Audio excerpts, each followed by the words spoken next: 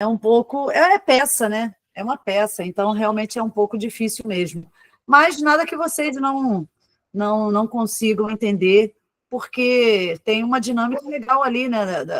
É só você entender o cerne ali da peça, que rege, né, toda a peça, que é aquela dúvida, né? Então, exatamente, 112 páginas, embora seja uma peça, então é uma linguagem clássica, um pouco mais rebuscada, mas nada tão complicado assim. Bom, Começamos a gravação. começamos a gravação. Então, muito boa noite novamente a todos vocês. Estamos aqui para mais uma aula do nosso grande escritor Pepe Tela.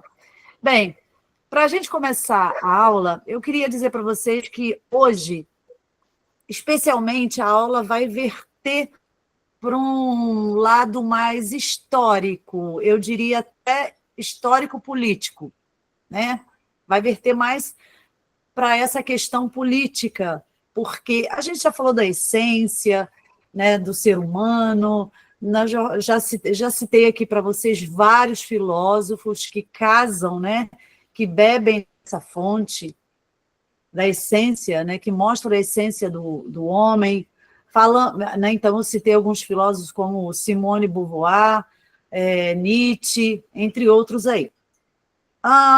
Numa outra aula, eu falei sobre a ressignificação da mulher, né? A importância da mulher como aquela mulher que vai multiplicar a humanidade, aquela mulher que vai ser a parideira, né? Então, é essa mulher ressignificada. Bem, e aí eu vejo... Pois é a minha primeira aula pós segundo exame, né, qualificativo. Depois pode dar um panorama geral sobre... Claro, Gabriel, com certeza, toda aula eu faço isso, tá? E vai ser diferente, tá? Fica tranquilo. Bem, e aí, hoje, eu resolvi trazer um pouco para vocês essa pegada mais política, porque é a cara, né, do Pepe Tela, é a identidade, na verdade, do Pepe Tela, essa pegada mais política. E aí, deixa eu colocar aqui para vocês entenderem um pouquinho do que se trata. Vamos lá. Eu acho que eu vou conseguir compartilhar tranquilamente.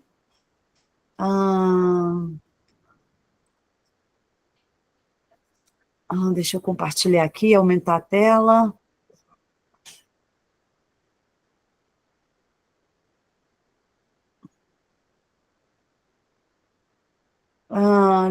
Vocês podem me dizer se vocês estão... se eu conseguir maximizar a tela? Não, professora, não Não, né? está cheia, não. Só um Clica minutinho. ali em apresentar, do lado de Minha- compartilhar, lá no canto superior direito.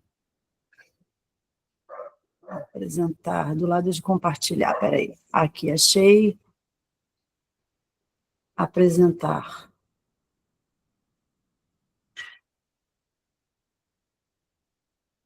Só um minutinho.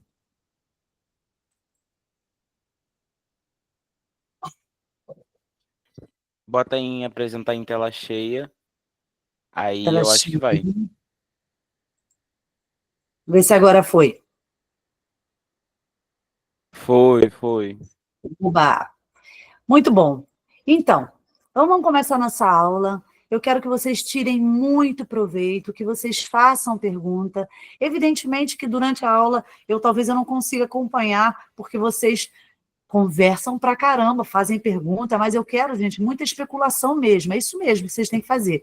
Mas, assim, podem conversar à vontade, né, a respeito do livro, acerca das questões aí que eu trouxer, mas tentem também fazer algumas perguntas a respeito do livro, a respeito de Pepe Tela, enfim. E aí, no final, eu vou separar um tempinho aí para poder responder a todas elas. Vamos lá? Aqui eu quero mostrar para vocês... Espera aí, deixa eu passar. Opa!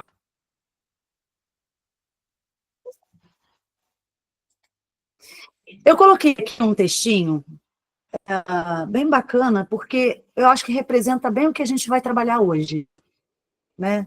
Vocês sabem que toda aula eu coloco um trechinho, uma frase, né, uma máxima, que vai trazer aí o viés que a gente vai trabalhar. E aqui hoje a gente vai falar sobre, em um mundo dominado por ideologia de ódio, a humanidade perdeu sua humanidade. Então, por que eu trouxe essa máxima, né? Porque eu acho que vai casar bem com o assunto que nós vamos tratar. Então, vocês vão entender um pouquinho sobre isso, e, obviamente, depois vocês vão ter acesso a esse material e vão poder analisar com um pouco mais de calma, né? Um pouco mais de tempo. Bem, o índice é sempre o início é mesmo, né? Que é um pouquinho sobre o autor, as críticas literárias que o Pepe Tela costuma fazer em todas as suas literaturas, né, em todos os seus livros, um pouco do resuminho da obra, bem curtinho mesmo, está bem resumidinho, polifonia narrativa, como que a gente tem ali, como é que a gente enxerga o narrador, né? É um narrador apenas ou são vários? Como é que funciona essa questão aí narrativa, né, dos narradores? Personagens, então a gente vai dar a conhecer um pouquinho dos personagens, embora aí quem já esteja aí finalizando ou já terminou de ler o livro, já conhece todos eles tranquilamente. Mas é legal da gente estar sempre recordando os personagens, porque, de fato, são personagens muito singulares, né? Cada um com a sua característica, então a gente acaba esquecendo uma ou outra característica. Bem, o assunto que eu trago hoje para vocês é sobre o nazismo e o neonazismo. Então, a gente tem o nazismo e esse novo, né, esse neonazismo aí, essa imitação do nazismo, né, daquele histórico que nós temos aí na humanidade, né, que começou lá na Alemanha. Depois eu trago para vocês uma nova humanidade. Então, na verdade, eu coloquei aqui uma nova humanidade, mas lá na página eu coloquei uma nova humanidade como um questionamento. Será que ele conseguiu, o neonazismo conseguiu trazer, né, uma nova humanidade, uma pureza de humano, né, possivelmente uma nova humanidade que vai perpetuar daqui para frente? Vamos ver isso, né? E aí, no finalzinho, eu trago aí, se eu não me engano, 8 questõezinhas discursivas, não deu para fechar 10, porque o meu tempo foi escasso, mas eu acho que 8 questões vai dar para vocês entenderem bem alguma gramática, alguma semântica, tá? Vamos lá, então. Um pouquinho sobre o autor. Como de praxe, a gente vai falar um pouquinho do Pepe Tela, porque é um cara que não passa desapercebido em lugar nenhum, né? Muito menos aqui para a gente, né? Arthur Carlos Maurício Pestana é um escritor angolano. Nasceu na Angola em 29 de outubro de 41, na cidade de Benguela, em África. E aos 15 anos ele já era engajado, né, politicamente. Formado em Sociologia, se formou em Sociologia pela Universidade da Argélia, foi militante, né, guerrilheiro do Movimento Popular de Libertação de Angola, e em fins de 69 ele entrou para a luta armada de Angola.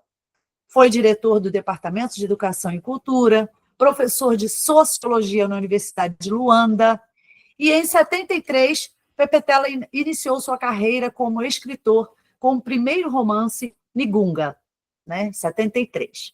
Bom, e o Quase Fim do Mundo foi publicado em 2008. Essa versão que eu tenho aqui, provavelmente vocês devem ter também, é de 2019, pela Capulana. Então, é 2019, tá? E ele publicou esse romance em 2008. Bom, o Petela era um ativista político muito forte, né? Adepto do comunismo. Então, ele espalhou em todos os seus romances essa cultura, né, comunista. Então, a gente vai ver aí hoje essa pegada mais comunista, mais diferente da proposta nazista, né? Então, a gente vai ver aí essa diferenciação. Vamos lá? Bom, como de praxe também eu trago alguns aspectos da produção literária do autor. As obras literárias de Pepetela apresentam, primeiramente, crítica à desigualdade social. Isso aí ele faz o tempo inteiro, até porque, como adepto do comunismo, ele percebe que há uma desigualdade social mundial, né, de ordem mundial. Então, ele vai falar dessa questão, dessa mazela aí, em todas as suas literaturas. Personagens coletivos. E aí um aluno, na aula passada, me perguntou por que personagens coletivos?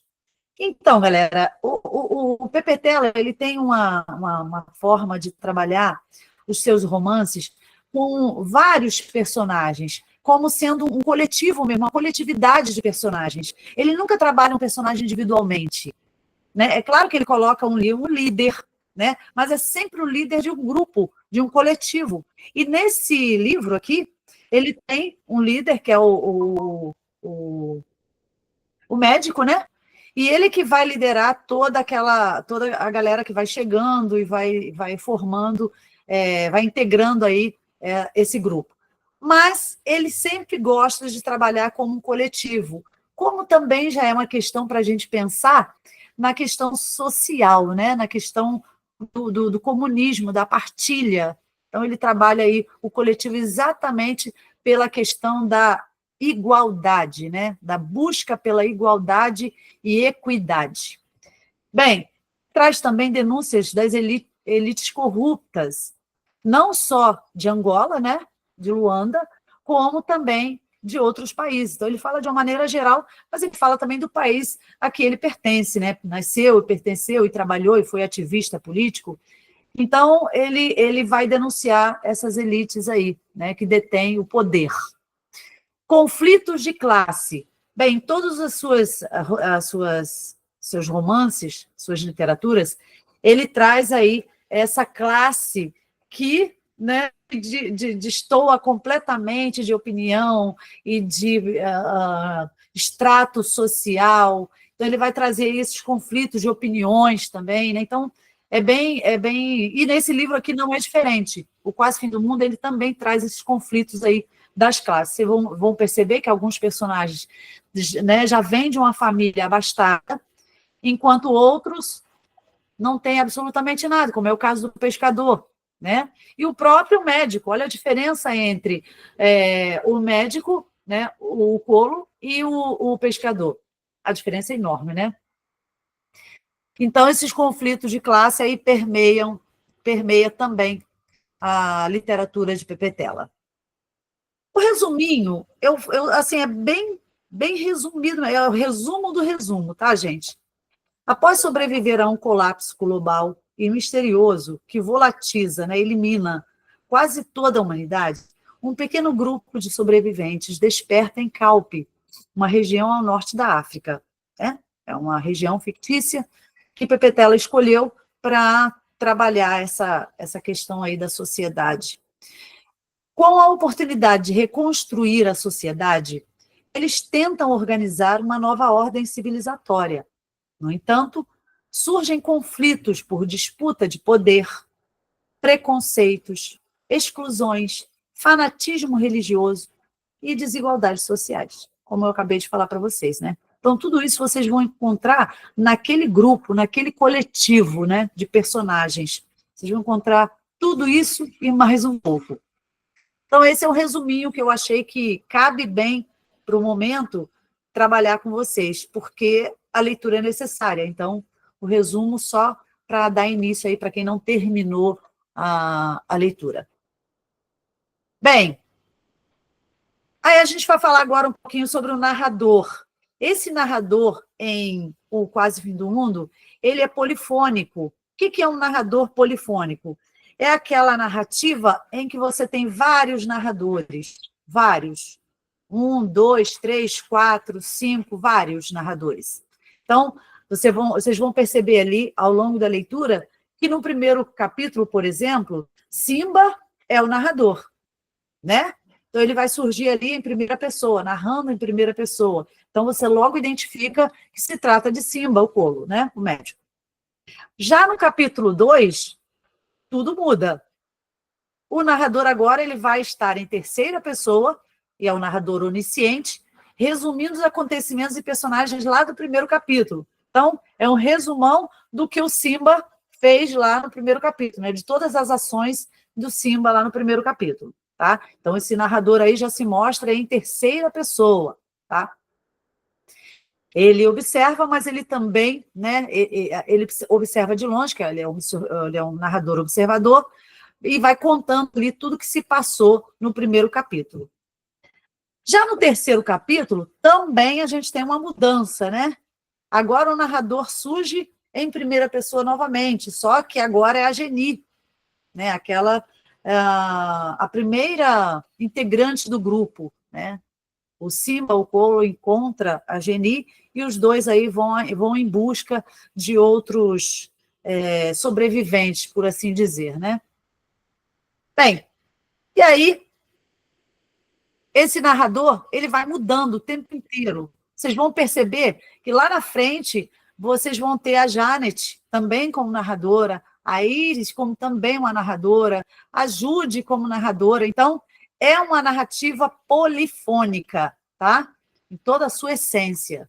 Não há, por isso que ele também gosta de trabalhar o coletivo, porque cada personagem ali se coloca, né? Ele faz os seus questionamentos, ele coloca ali todos os seus pensamentos, as suas divagações. Então, ele entra ali como um narrador também, né? Em primeira pessoa. Bem, os personagens, para quem que já terminou de ler o livro ou já está no finalzinho aí, já conhece, né? De cabo a rabo, todos os personagens, suas características. Então, a gente tem o primeiro personagem, que é o principal, é o Simba. Ele é o narrador inicial, é um médico africano que busca repovoar a Terra. A gente percebe que o Simba ele é um personagem muito responsável, né? E dedicado, e é aquele que lidera todo o grupo, né? Ele que vai dar todas as demandas e vai decidir tudo o que vai acontecer aí com o grupo. Tem a Dona Geni. A Dona Geni aqui é com G. Mas aqui está com J, mas me perdoe. Antagonista, religiosa radical, que se opõe aos demais sobreviventes. É aquela pessoa um pouco mais velha, se eu não me engano, ela tem uma faixa aí de 45, né, mais ou menos 45, quase 50 anos. É uma mulher intransigente, talvez pela sua própria crença, né, pela sua religião, radical demais também, né, e a gente vai perceber esse radicalismo todo da Geni quando os demais integrantes chegam. Então, ela vai se mostrar intransigente, vai se mostrar antipática, e ela não faz questão nenhuma de ser simpática, nenhuma. Porém, ela cozinha muito bem, né? E isso, para ela, é um ganho, porque todos ali esperam que a Geni seja aquela que vai ser que vai trazer o alimento, né? O alimento bem cozido, o alimento bem feito, que eles vão... Oi? Desculpa, que eu tinha uma dúvida. Até coloquei ali no chat, mas eu acho que a professora não viu. Eu não vi. Pode falar, Pauline. Desculpa. É porque eu estava com uma dúvida sobre o narrador polifônico. No caso, o narrador polifônico, ele é esse tipo de narrador porque ele muda de tempo, tipo, como ali está em primeira pessoa, segunda pessoa, terceira pessoa, ou porque são literalmente pessoas diferentes. Primeiro Simba, depois ali, né, já tá a Jenny, né? Uhum. Isso. Aí eu queria saber se é por conta exatamente da pessoa, né, do personagem que muda, ou o tempo. Na verdade, é o personagem, porque ele coloca ali a sua vivência, a sua experiência ali enquanto integrante do grupo, né? Enquanto observador de toda a dinâmica do grupo. Então, esse narrador aí é como pessoa mesmo, por isso que ele se coloca aí sempre em primeira pessoa, né? Ajude a dona Geni, e aí depois você tem um narrador em terceira pessoa, que vai só observar e vai fazer comentários, né, vai fazer a narrativa sobre os personagens. Então, você tem uma mudança aí o tempo inteiro, né, de polifonia. Então, é por conta mesmo do personagem, não do tempo, tá? Ah, tá bom, obrigada, tá? Nada, meu bem, quando precisar, me chama aqui. Acho que é até legal você chamar, em vez de colocar lá no chat, porque realmente às vezes eu não... Eu até levantei a mãozinha, mas aí teve uma pessoa lá que falou, né, que se for dúvida, acha melhor abrir logo o microfone. Também acho, Paulina, acho ótimo, inclusive. Bem, e Tá aí bom, a gente então, tem obrigada. a Íris, né? Nada, meu amor. A gente tem a Íris. Está muito mal escrito isso aqui, gente. Tem um R ali também, misericórdia. Enfim. A Íris é aquela historiadora, né? Aquela menina novinha, historiadora, e ela vai se recusar a apenas ser uma reprodutora. A Íris é uma mulher linda, né? Simba, quando vê, né? Quando conhece Íris, já se interessa por ela, porque ela é uma mulher muito bonita, independente, né? Novinha também, muito novinha, 25, 24, uma coisa assim, né? Se eu não me engano. E é uma historiadora. Bem, tem o Nigunga, que é uma criança, é o sobrinho, inclusive, do Simba, e temos outros personagens que vão agregando aí, né? Que é a Judy, essa menina de 16 anos, que passa a ter um amor platônico pelo Simba, o Chiari, o Julius, o Riek, né? Que é aquele charlatão, que o Simba se refere a ele como um charlatão, né? Tem a Janet, que é uma mulher muito bonita também. O Joseph Kiboro, o pescador, né? Que é o pescador. Tem o Jean Depenear, né? Depenar, sei lá, uma coisa assim. Cada um com suas próprias perspectivas e experiências. Então, eles vão agregando aí experiências, vivências, e vão aí se entendendo, ou não, né? Se entendendo ou não. Mas onde eu queria chegar? Eu queria chegar no ponto que a gente vai discutir um pouquinho hoje, que é o nazismo, né? Se vocês perceberam, Pepetela, ele, como um ativista político, ele é adepto de um regime completamente diferente do nazismo, né? Da proposta da extrema-direita.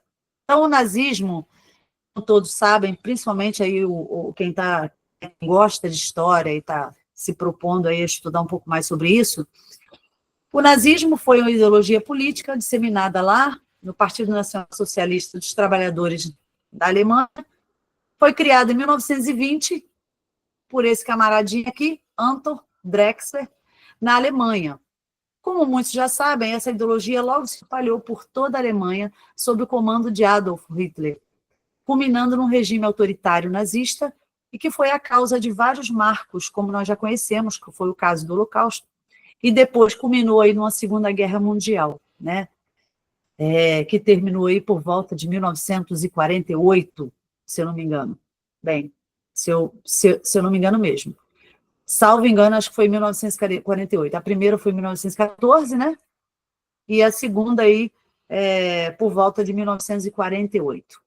Bem, então, o nazismo é essa ideologia aí, né? Que disseminava uma supremacia da raça branca. Era essa a premissa do nazismo, né? A supremacia da raça branca, ou a raça ariana, como alguns gostam de falar. Também disseminavam a anti-imigração, a xenofobia, né? O nacionalismo exacerbado, o anticomunismo, o anticatolicismo e o antissemitismo. O antissemitismo, gente, são judeus, né? A judeus que religiosos, né, de outras nações. Esses comportamentos são diretamente inspirados no nazismo. Outros, porém, fortaleceram-se apenas com o surgimento do neonazismo. Então, nós tivemos o início do nazismo lá na Alemanha, em 1920, com Adolf Hitler, né? Mas, com a queda, né, com o Holocausto, com a Segunda Guerra Mundial, com a chegada da Segunda Guerra Mundial, com toda essa mazela que aconteceu nessa época, o nazismo arrefeceu, né? Houve um arrefecimento desse movimento de supremacia.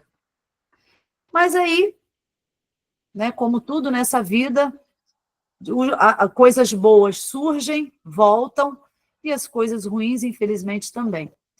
E aí o discurso nazista e neonazista, ele é essencialmente racista, tanto por acreditar numa supremacia branca, como ser também contra a entrada de outras pessoas, a xenofobia, né? Portanto, de outras culturas, outras ideias, outras vivências e visões de mundo em seu espaço. Então, acreditando que a sua sociedade, né, sociedade nazista da sua época era mais importante, né?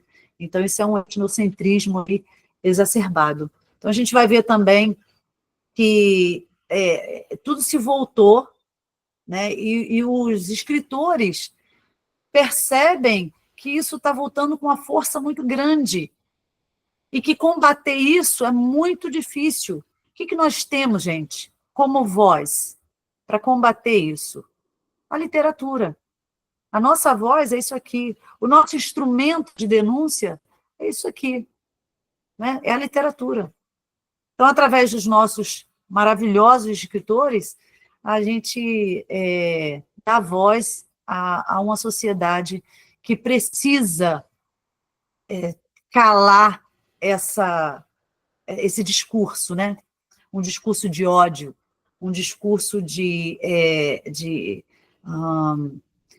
etnocentrista, um discurso de preconceitos, um discurso racista. Então, a gente precisa ter uma outra visão de mundo, né? Bem, e essa chegada aí essa nova ideologia, né, que tem inicialmente tem por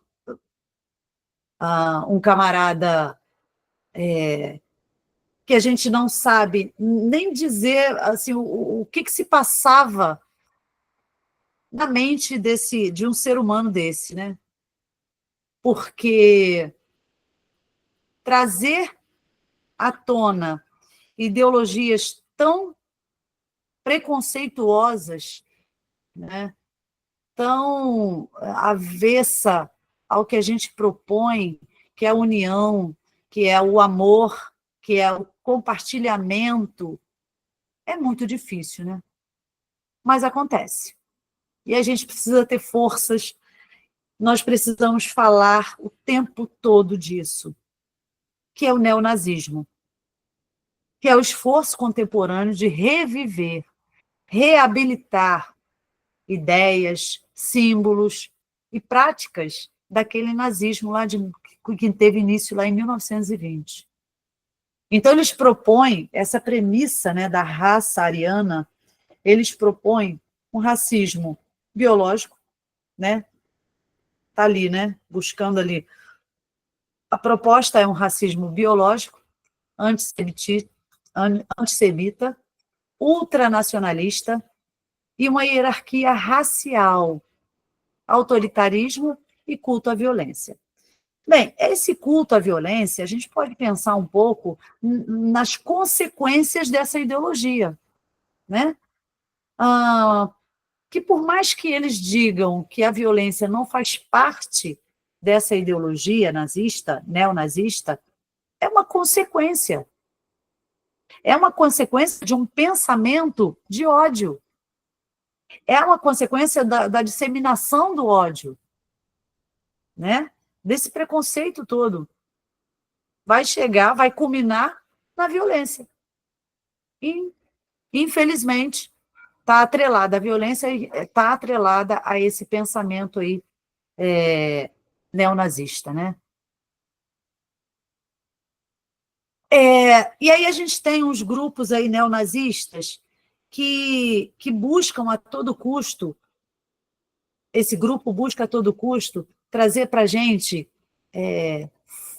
afirmar para a gente, né?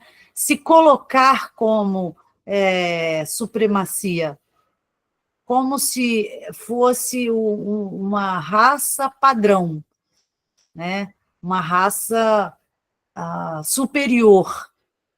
Então, a supremacia branca, separatismo racial. Antissemitismo, xenofobia, automaticamente a gente tem também o quê? Que não podia deixar de ser também uma ideologia do neonazismo, a LGBTfobia. E eles usam símbolos, códigos para isso, né? Para se fazer, se dar a conhecer, né? Eles são conhecidos como neonazistas através dos símbolos e códigos que eles utilizam, né? Então, eles têm a suástica e eles têm aí essa caveira, né? Esse Totenkopf, que é uma caveira simbolizando também o neonazismo. Então, vocês sabem que é fácil de identificar, né? E eles, como eles se recrutam e se organizam? Eles recrutam e se organizam da seguinte maneira. Hoje, esse neonazismo a gente encontra nos ambientes online, né? Onde a gente chama que, a gente diz que é uma terra de ninguém. Por trás de uma tela, o discurso de ódio é muito forte, é muito persuasivo, é muito radical. Talvez seja mais, né, o fato de ser persuasivo pela questão do radicalismo. Então, são falas prontas, são pensamentos limitados, mas que são falas muito radicais. E essas falas radicais mexem com o ser humano, né? Então, a gente tem ali fóruns, chats, plataformas de vídeos, memes e até piadinhas que vão normalizar esse tipo de pensamento. E aí, obviamente, vai ser disseminado o ódio. É assim que acontece, né? O neonazismo, ele se organiza dessa maneira. E ele vai tomando espaço cada vez mais. Por quê, gente? Porque o ambiente virtual é um ambiente que vai alcançar milhares, né? Vai alcançar muita gente. Então, a gente tem essa preocupação, né? De buscar se organizar também para combater esse discurso, essa postura, né? Bem, a gente tem grupos neonazistas no romance de Pepetela, a gente percebe que ali na página 312, então eles têm ali um grupo. Quando o Simba, Iris, Janet, eles chegam à Europa, eles vão conhecer, né? Eles vão no Vaticano, vão conhecer outros lugares, e quando eles chegam no Vaticano, eles encontram eles dão de cara com uma frase, né? E a frase é a seguinte, deixa eu ler aqui para vocês. A frase é a seguinte: se quer conhecer o que aconteceu ao mundo, vá às portas de Brandemburgo, em Berlim. Então, eles encontram essa frase no portal do Vaticano, lá dentro, né, que eles já estão lá dentro, visitando, fazendo um tour, né, turístico, e eles vão se deparar com essa frase. Então, eles ficam curiosos e vão buscar mais informação sobre isso. Até que eles chegam a esse grupo neonazista. né? Eles não se identificam como neonazistas, evidentemente, mas a gente percebe ali que tudo culmina para isso, porque começa assim: o meu nome pouco interessa, apenas o fato de ser físico, cidadão dos Estados Unidos de origem europeia. Trabalhei durante muito tempo no deserto do Nevada, num complexo de pesquisa ultra-secreto pertencente a um ramo da Agência Nacional de Segurança. Ramo esse que nenhum congressista conhecia, nem talvez o próprio presidente. E aí ele vai falando aqui sobre uma ideologia, né, que eles dão um nome a essa ideologia, né? É o feixe gama alfa. Então, a partir desse grupo neonazista, eles vão criar ali alguns ideais e vão colocar em prática, né? Vou, pelo menos, tentar colocar em prática. Um grupo com ideologia neonazista, chamado Feixe Gama Alfa, cria uma arma de destruição em massa. O elemento pepeteliano, divisor dessa era, né, é o Feixe Gama Alfa, para cuja realização coadunaram-se fanatismo religioso. Então, olha, ó, esse grupo Feixe Gama Alfa busca tudo que vai contemplar essa ideologia. Então, a gente tem ali, olha, um grupo de religiosos fanáticos, a gente tem também pessoas que já são adeptas do nazismo, né? Então, é o neonazismo. Pessoas que têm também elevado conhecimento científico, tecnológico. E a gente tem um dos idealizadores dessa arma, ele vai explicar que a relação do movimento a que pertence, que é a chamada Frente Nacionalista Europeia, e tem como objetivo impedir a imigração de gentes de raças inferiores nos países europeus. Então, a gente percebe ali, né, um resgate do que houve lá em 1920. Então, eles estão resgatando através dessas ideologias. Então, aquela pessoa que se identifica como um neonazista, mas ela às vezes nem sabe que ela, né, não tem nome para isso, não dá nome para isso, mas normalmente ela tem uma preferência, e normalmente ela é de extrema direita, num partido de extrema direita, que busca, que tem como ideologia toda essa galera aí, né? São fanáticos religiosos. A religião, ela se envolve de uma maneira absurda nessa ideologia. Porque é fácil.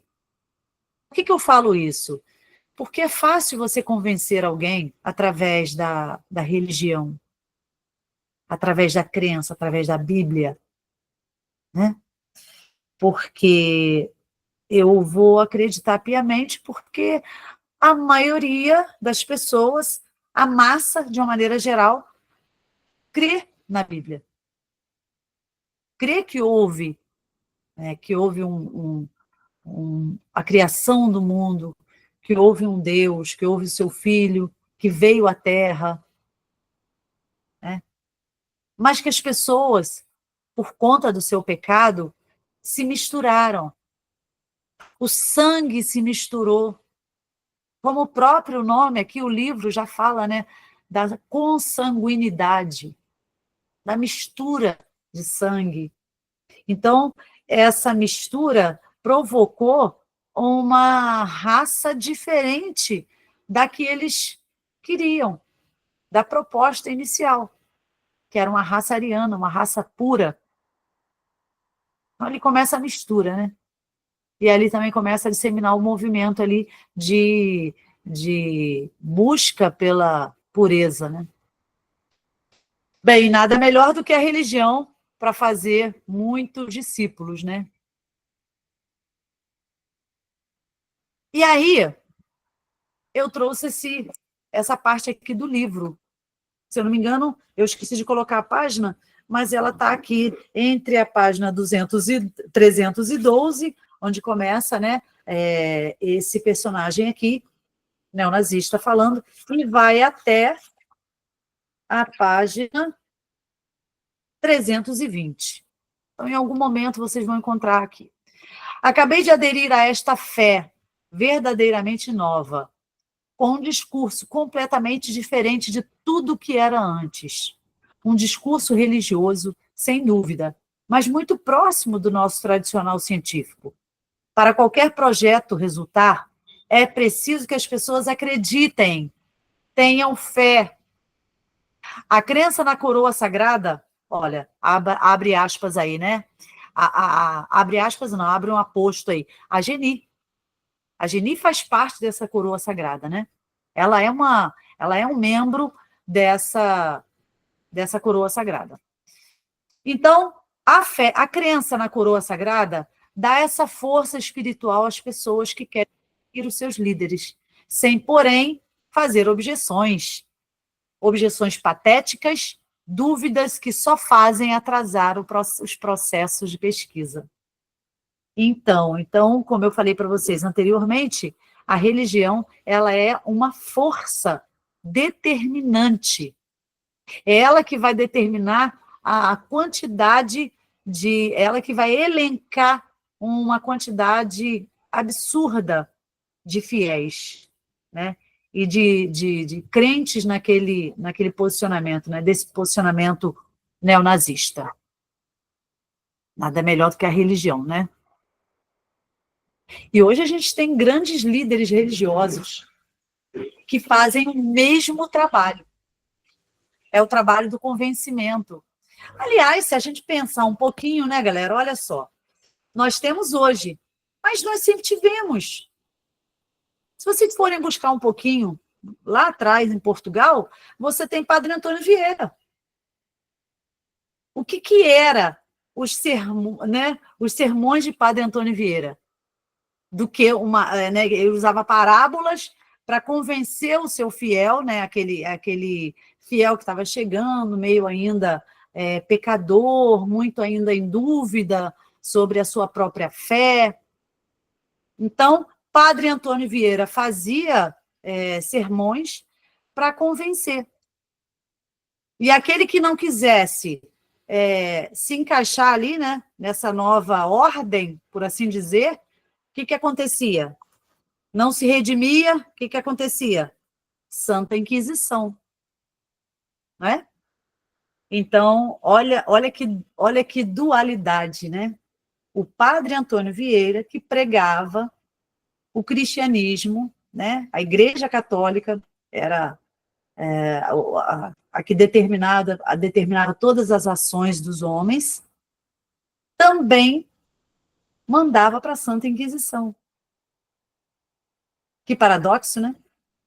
Bem, então aqui a gente percebe que nada mais justo do que usar a fé como sendo aquela precursora de um pensamento neonazista. Né? Então a gente vê isso aí, infelizmente, ainda hoje. Então, esse trecho que eu acabei de ler, ele é muito, muito, muito importante, é crucial para a gente entender como o Pepetela articula a triagem ideológica entre religião fanática, supremacismo racial e a ciência. Né? A Frente Nacionalista Europeia, que prega a exclusão de raças inferiores, é claramente uma construção neonazista, enfatizando a xenofobia, o antissemitismo e o racismo biológico. Mas, olha bem isso, hein? Revestida de argumentos pseudocientíficos e religiosos. Então, gente, infelizmente, a gente percebe isso tudo muito atrelado, tudo muito absurdamente conjugado. A religião não é algo estanque, ela está na política com toda a sua força. E olha que a religião tem força através desses líderes políticos, né? Político-religioso, né?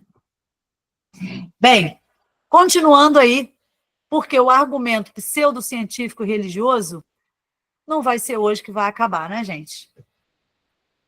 E aí, para concluir essa ideia, né, que eu trouxe para vocês de um nazismo, né, essa busca desse resgate do nazismo e essa proposta neonazista através da religião, da supremacia, da ciência, né, como essa tríade que vai transformar a população numa raça diferente, que é isso que eles propõem, eu trouxe para vocês aí uma conclusão, embora muito pequena, mas eu acho que vai aí abarcar tudo que nós falamos até então, né? Tudo que nós estamos discutindo até então. O romance mostra que a ciência pode ser usada como instrumento de controle, a religião como mecanismo de legitimidade moral, tornando-se, portanto, um campo minado, quando combinado com ideias neonazistas. Então, a gente, como diz o outro, né? A gente pisa em ovos quando a gente está lidando com líderes religiosos, com pessoas que têm pensamentos extremistas. Há de se tomar muito cuidado. Bem, e Pepetela lindamente trouxe isso para a gente, né? E ele é maravilhoso. Bom, aí eu trouxe essa parte aqui que eu quero que vocês reflitam muito sobre isso.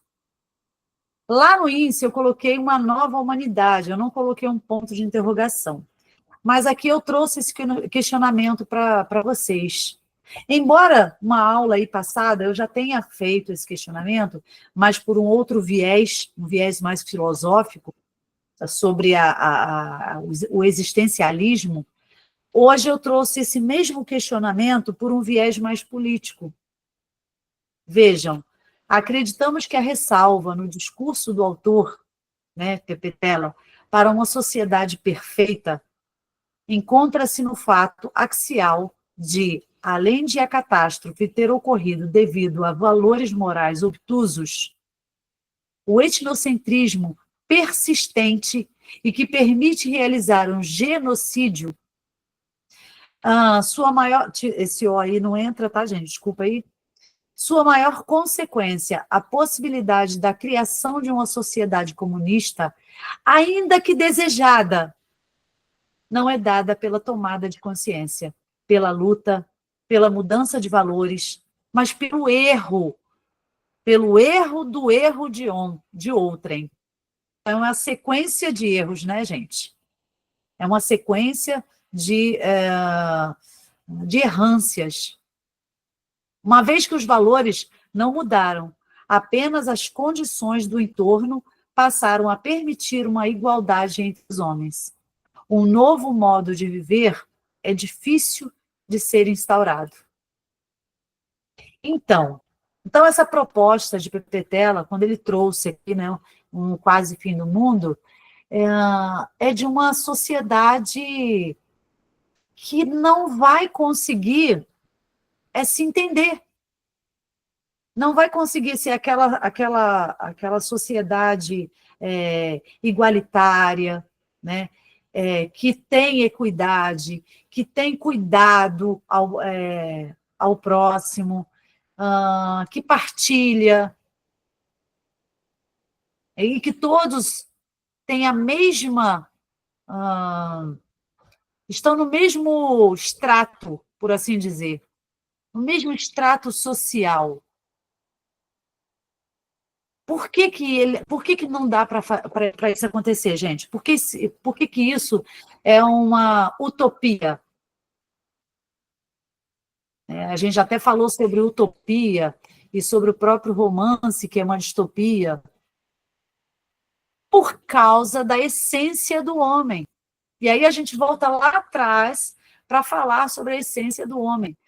Cada ser humano tem uma forma de pensar, tem uma forma de agir, tem um pensamento próprio. E não dá para ser diferente, nunca deu nem nunca vai dar. Vocês podem perceber que durante a leitura, vocês vão ver que as mulheres, por exemplo, elas já não querem ser parideiras. Quando Simba sugere repovoamento de Calpe, o que elas fazem? Ah, não, eu não quero. Eu nem quero ter filhos. Quem dirá povoar esse lugar? Né? Então, elas têm um pensamento contemporâneo, né? Diferente né, de muitos, desse pensamento obtuso, né, de que a mulher ela é parideira, ela foi criada com esse fim, né, para multiplicar. A mulher hoje pensa diferente. O que ela quer? O que o ser humano quer hoje? Ele quer trabalhar, ele quer ganhar dinheiro, ele quer viver de uma maneira mais confortável. Evidentemente que a gente não consegue, por quê? O capitalismo está aí né, para não permitir que isso aconteça. Mas é isso que a gente busca. Somos felizes? Em algumas vezes, outras não. Em algumas partes aí a gente é feliz, outras não. Por quê? Porque essa busca incessante, né, por uma vida melhor é conflituosa, é angustiante. Então, vocês percebem lá, por exemplo, a Jude. A Jude é uma menina, embora muito novinha, ela é completamente diferente das outras. Ela, sim, pensa em casar com o Simba, ter muitos filhos. Então, ela tem um pensamento tradicionalista, por assim dizer, até conservador. Já as outras mulheres, não. Não, eu não quero ter filho. Eu quero ganhar dinheiro, quero viajar. A Iris, né? É um exemplo. Quero viajar. No entanto, ela engravida. E quando ela engravida, o que acontece? Ela é independente o suficiente para não voltar a Calpe, né, onde está o pai do seu filho, e tentar uma nova possibilidade de relação ali entre os dois. Né? Ela não pensa nisso. Tanto é que ela fica na Europa, né? Tanto é que ela acaba se enamorando do... Como é mesmo o nome dele, gente? Esqueci o nome dele. E ela acaba se enamorando dele, ficando com ele. E os dois vão ficar juntos lá na Europa. Todos os outros voltam para Calpe e eles dois ficam. Decidem, né, morar juntos e ficar por lá. Olha como é que o ser humano é inconstante. Como o ser humano é instável. Então, essa ideologia de uma raça diferenciada, não tem como isso acontecer. Em contrapartida, essa ideologia também de uma sociedade igualitária, de uma sociedade justa, né, onde todos estão no mesmo extrato, que é a proposta comunista, também não há como acontecer. Isso, PPT, ela deixa muito claro. Não é?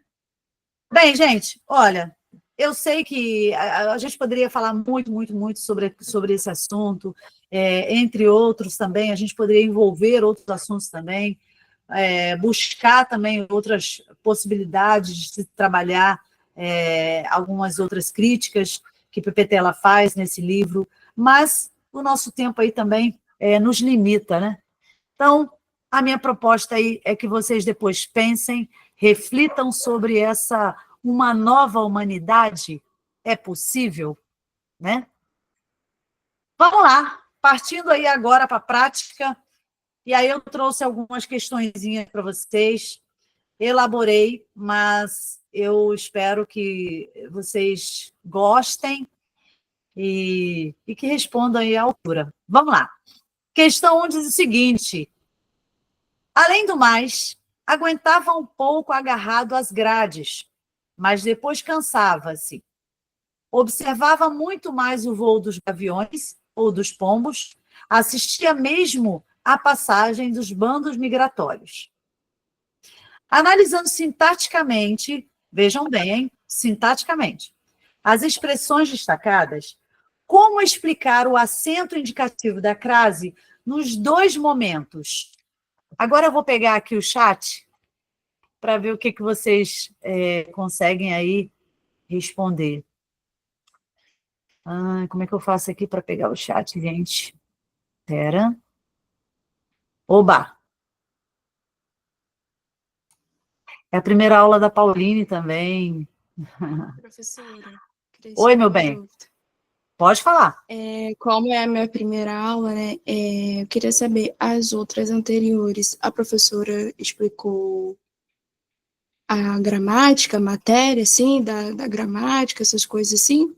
Ou vai ser Sim. mais para frente? Não. Já explicou, né? Sim. Toda aula, Pauline, eu faço assim, eu coloco uma questão, e aí eu peço a vocês que pensem naquela questão, reflitam, coloquem aqui no chat e tal, e aí depois eu mando para vocês uma proposta aí, né, uma resposta possivelmente ideal, tá?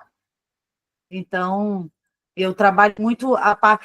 Mas eu gosto de misturar sintaxe, eu gosto de trazer a morfologia, eu gosto de trazer também a morfossintaxe, a semântica, inclusive, na próxima aula...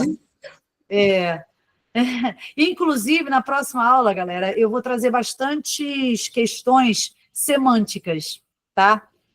Muita ambiguidade, muitas palavras cognatas, enfim, figuras de linguagem. Eu vou trazer umas questões assim mais voltadas para semântica, para significação.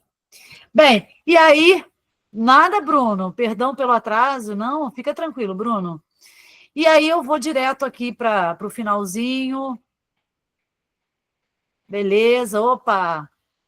Andressa Professora, Ferrari. Pode falar. mas, tipo assim, a professora costuma, tipo, botar alguns tópicos do que mais cai? Tipo, uma Olha, listinha? eu não faço uma listinha, mas eu posso até fazer uma lista para vocês do que normalmente mais que a UERJ costuma cobrar com mais veemência, com mais frequência. Mas eu não fiz isso, não. Ótimo. Mas eu posso fazer sim, tá? Faço sim, tá? Tá, Nana? Faço sim. Tá. Bem, e aí alguém Tá bom, obrigada. colocou aqui... Nada, meu bem.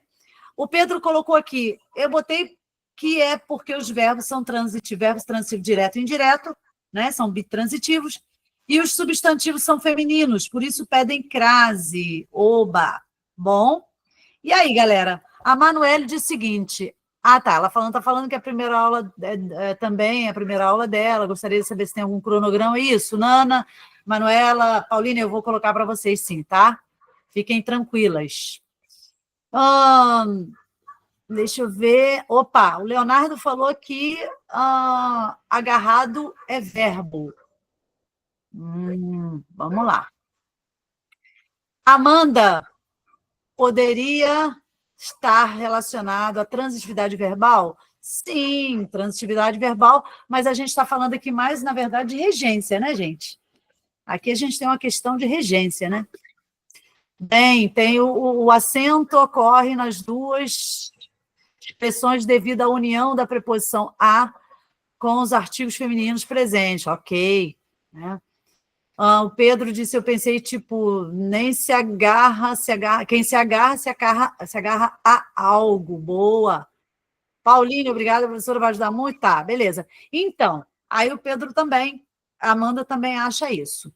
Então, galera, analisando sintaticamente essas expressões destacadas, você pode explicar esse acento indicativo da crase em dois momentos. Esses dois momentos, o primeiro aqui você tem, olha, além do mais, aguentava um pouco agarrado às grades. Então, a gente pode responder isso aí de uma forma muito simples, como o próprio Pedro falou, em alguns outros também.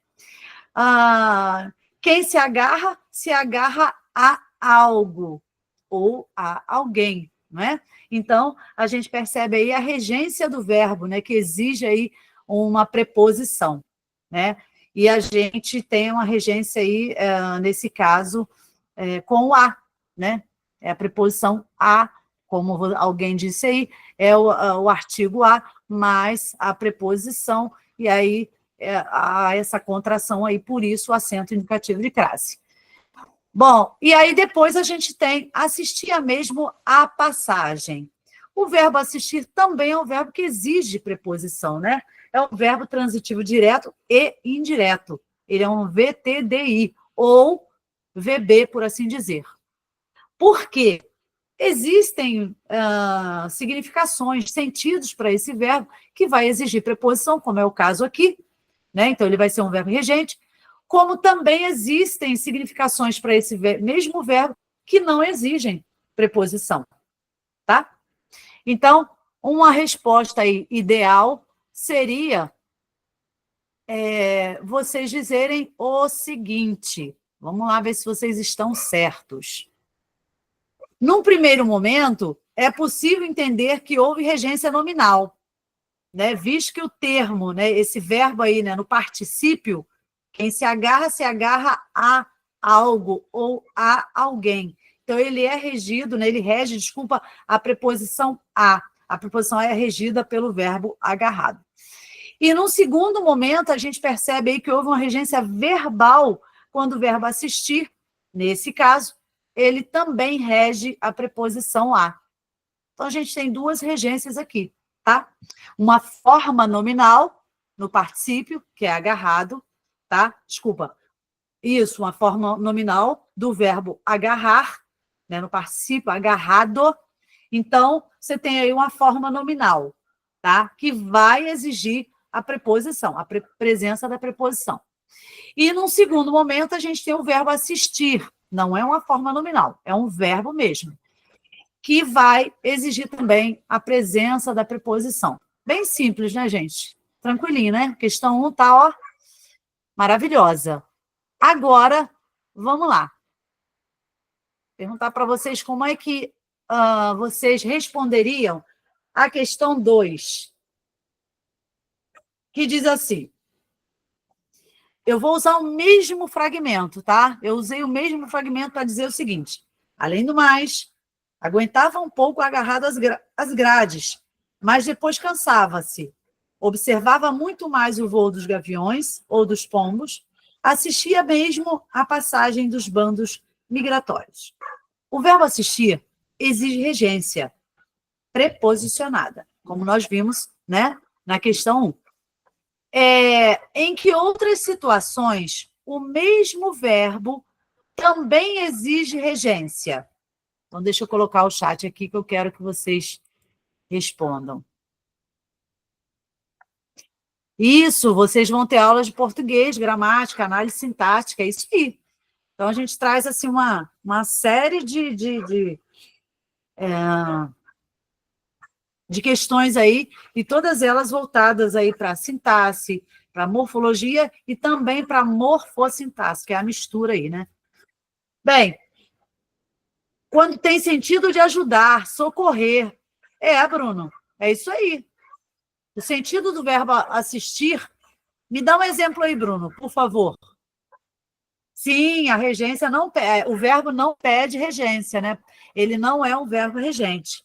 Portanto, ele não pede o auxílio da preposição. Me dá um exemplo aí, Bruno.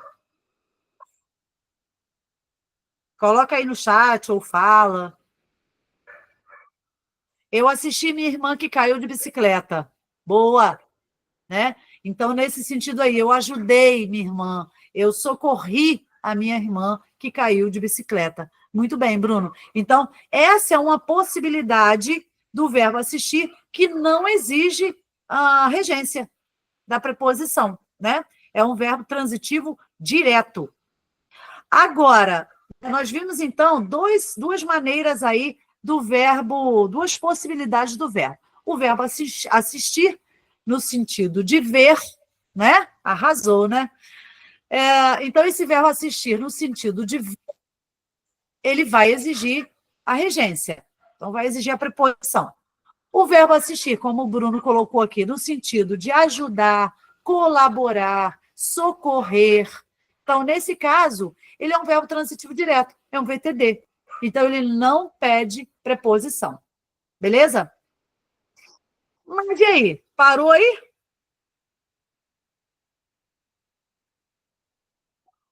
Tem mais dois. Quem vai?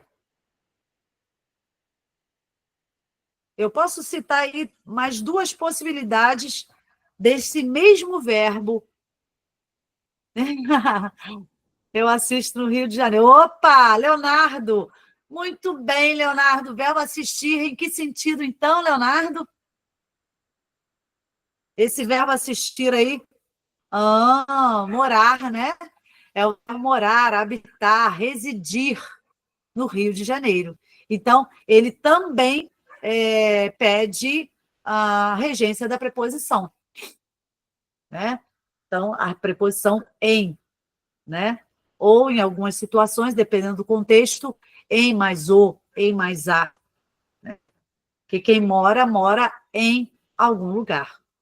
Então, ele exige aí a regência da preposição em e mais o adjunto adverbial, que nesse caso aqui é um adjunto adverbial de tempo, Rio de Janeiro.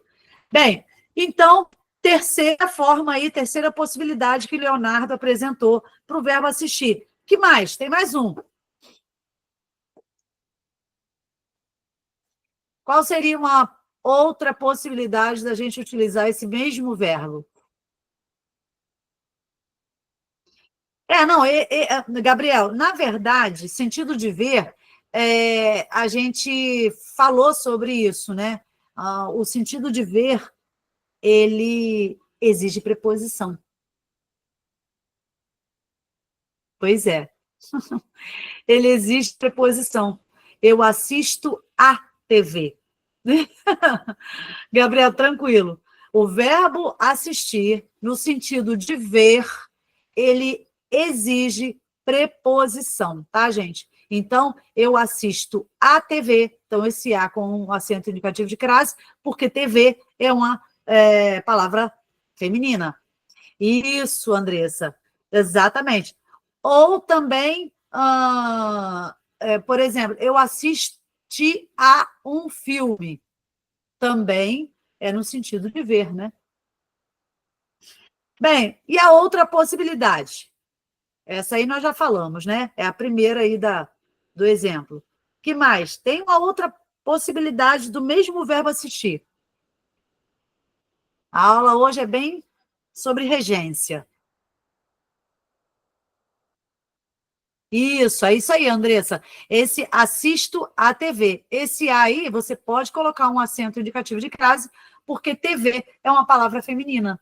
Então, esse aí, além de ser uma preposição, é uma preposição com acento indicativo de crase, né? Visto que a palavra TV é feminina. Mas e aí? Até agora vocês me falaram para mim qual é a quarta possibilidade do verbo assistir. Professora. Não sei se é... Oi?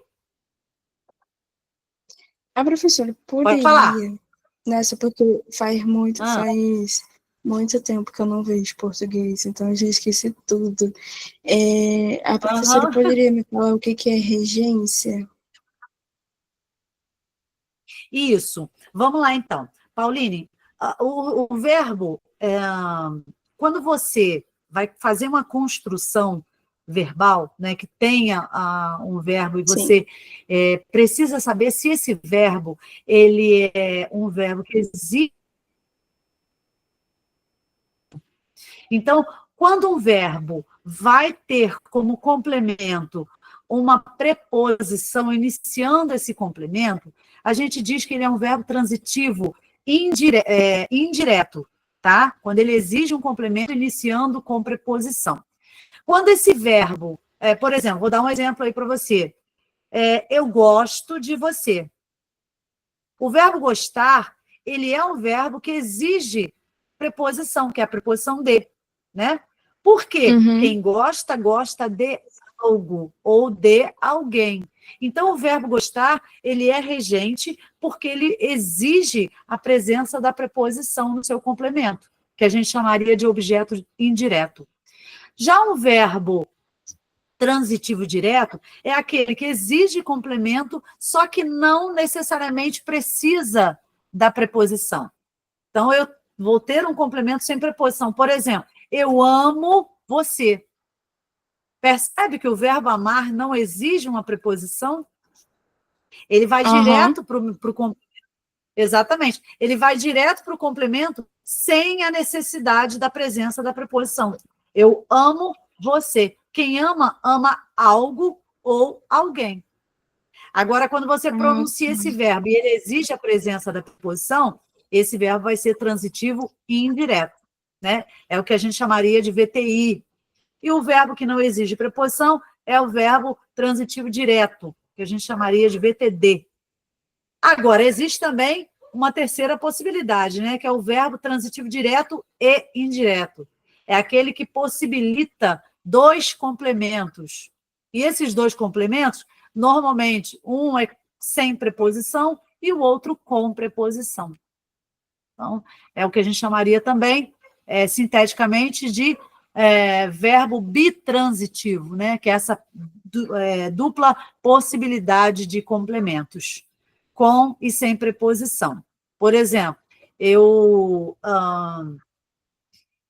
doei uma quantia ao orfanato. Eu doei o quê? Uma quantia. Não tem preposição nesse complemento do verbo doar. Então, até esse momento, ele é um verbo transitivo direto. Beleza, Pauline? Só que eu não parei aí, né? Eu resolvi dar mais uma complementada nessa informação. Eu doei qual foi uma quantia a quem? Ao orfanato. Esse segundo complemento que eu acabei de mencionar, ao orfanato, exige preposição, que é a junção aí, né? A combinação de A mais O. A combinação de A mais O, né? A preposição e O, artigo, você tem a preposição ao, né? Que vai aí complementar uma palavra masculina, que nesse caso é orfanato. Então, isso é regência, tá? Entendi. Bom, e aí? Eu quero Obrigada. saber a quarta possibilidade do verbo assistir, gente. A gente ainda está na segunda questão. E aí? Vamos lá. Eu vou falar então para vocês qual é a possibilidade aí, a quarta possibilidade desse verbo. Está aqui. A quarta possibilidade desse verbo, gente, é o verbo assistir no sentido de caber, no sentido de pertencer, no sentido de ter direito, né? Ser de direito. Por exemplo, esse assunto não cabe a você. Ou seja, esse assunto não assiste a você, não pertence a você. Então, nesse caso, o verbo assistir, como uma quarta possibilidade, exige a presença da preposição. Aí eu coloquei aqui, ó, no finalzinho, cabe a alguém, né? Caber a alguém, ser de direito, no sentido de pertencimento. Significa que algo é de direito de alguém. Por exemplo, aí eu coloquei esse exemplo aqui, ó. Assistia ao cidadão o direito de se manifestar. Então, cabe ao cidadão o direito de se manifestar. Então, a quarta possibilidade do verbo assistir é essa aí. E exige preposição. Beleza? Tranquilo?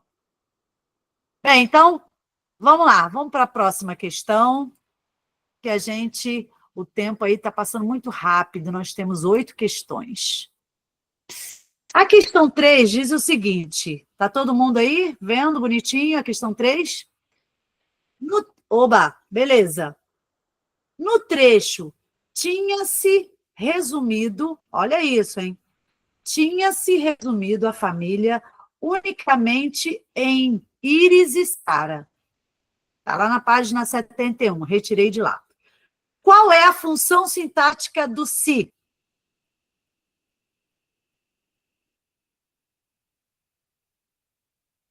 Deixa eu botar aqui no chat. Sujeito? Certeza, Bruno? Duda, ela disse que é uma ênclise? Não. Pois é, não é. Andressa, bom, o verbo é o verbo ter, né, Andressa? Tinha, né? Aí eu quero saber a função sintática do se, desse pronome aí. É um pronome oblíquo, né? Sabemos disso. Isso. Então, junto a esse verbo tinha, ô Andressa, qual é a função sintática dessa partícula aí? Dessa partícula aí, se. Tinha-se. Quem falou em sujeito?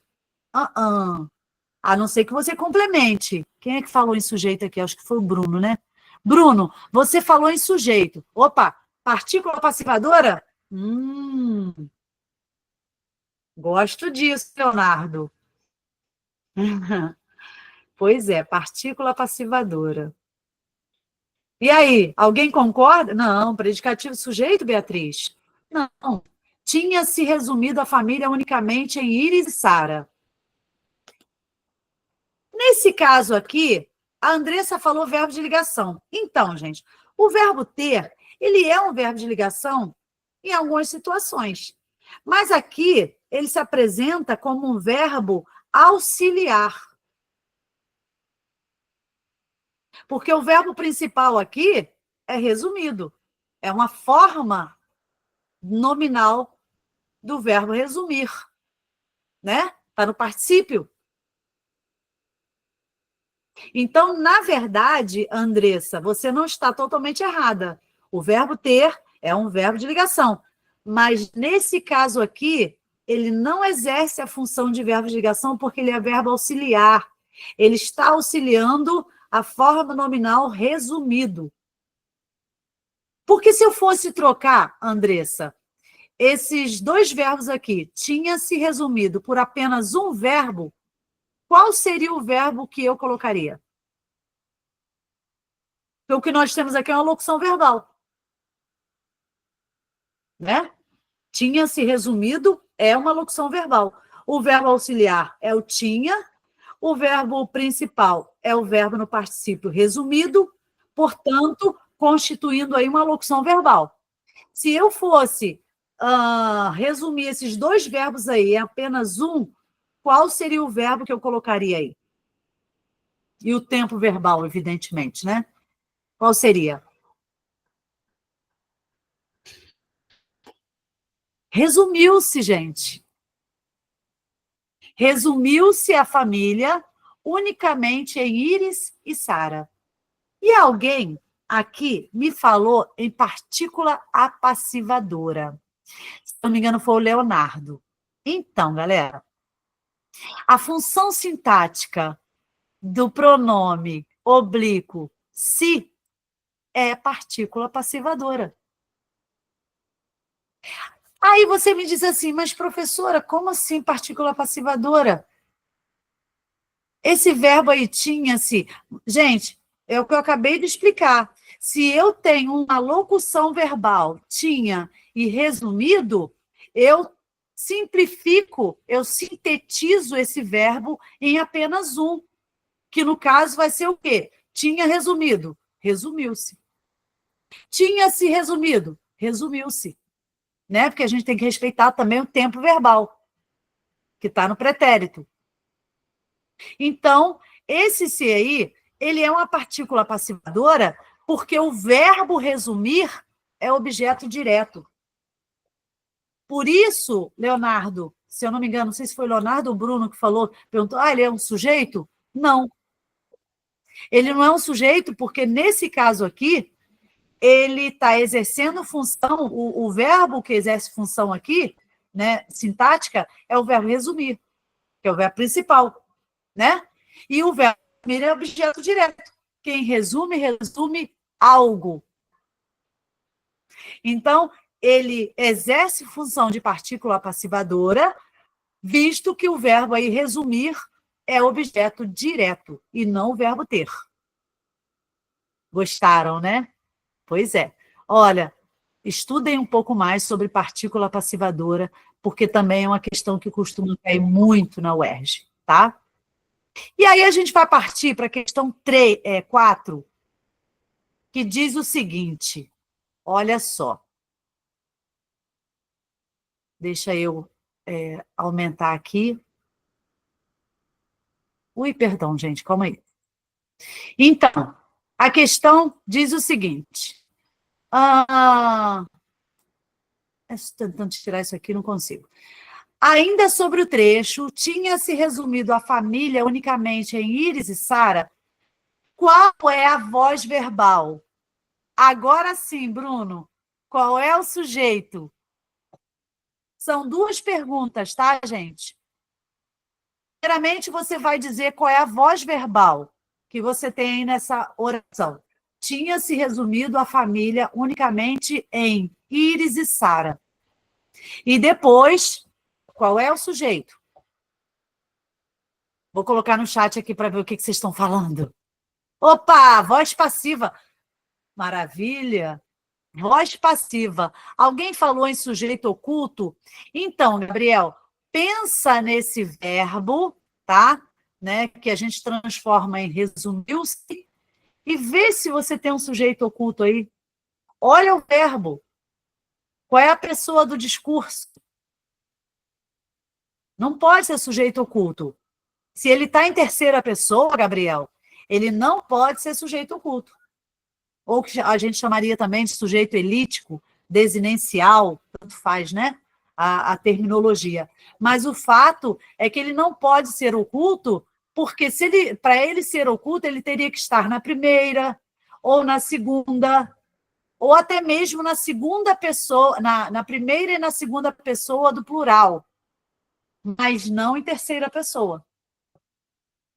E aí, vocês disseram voz passiva. Muito bem. Para eu ter uma voz passiva, o que é necessário? Existe um combo, né, uma regrinha, então, se ela está na voz ativa, na voz passiva, qual é a voz do verbo? Quando você observa que o verbo, né, como é o caso aqui, ó, tinha se resumido a família unicamente em. Então, você tem o verbo auxiliar, tinha-se, né, acrescido da partícula, evidentemente. Você tem um verbo no particípio e você tem também a presença da preposição. Você tem também um sujeito paciente e você tem também um agente da passiva, né? Que nesse caso é Íris e Sara. Então, gente, percebe que você tem aqui o combo perfeito para uma voz passiva analítica? Né? Então, Amanda acertou, o Bruno acertou.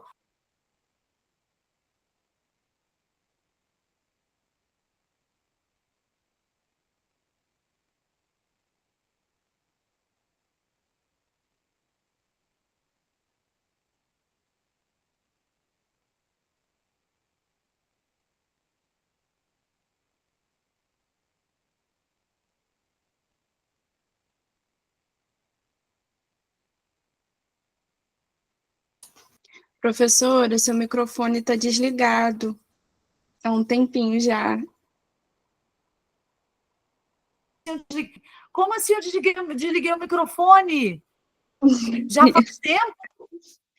Pauline, já faz tempo? Um minutinho só, é que a gente estava falando aqui. Caramba! Oh, meu Deus! Me perdoa. Eu devo ter esbarrado aqui em alguma coisa. Então, eu pensei que fosse a internet, mas aí eu ouvi ali o símbolo cortado do microfone. Pois é. Então, gente, eu estava dizendo o seguinte, que a voz verbal aí realmente está na voz passiva, só que quando a gente... Vou voltar lá na questão para vocês analisarem por que não é a voz passiva sintética, analítica, né? Eu mencionei sobre a voz passiva. Ok, está na voz passiva. Porém, a gente não tem uma voz passiva analítica. Por que nós não temos uma voz passiva analítica? Alguém poderia perguntar. Por causa dessa partícula C. Se não houvesse essa partícula C, Bruno, Leonardo, Andressa, Pauline, Amanda, se não houvesse essa partícula C, nós teríamos realmente uma voz passiva analítica. Porém, essa partícula, a passivadora aí, né, está aí auxiliando, agregada ao verbo auxiliar, ela me dá outra voz verbal, que é a voz passiva sintética. Lembra que eu falei para vocês, né, que essa locução verbal tinha-se resumido, se você fosse substituir essa locução verbal por apenas um verbo de igual valor, você tem resumiu-se. E aí, respondendo a segunda pergunta, que alguns de vocês aí falaram, é o sujeito, né? Porque eu pedi para que vocês identificassem o sujeito ali.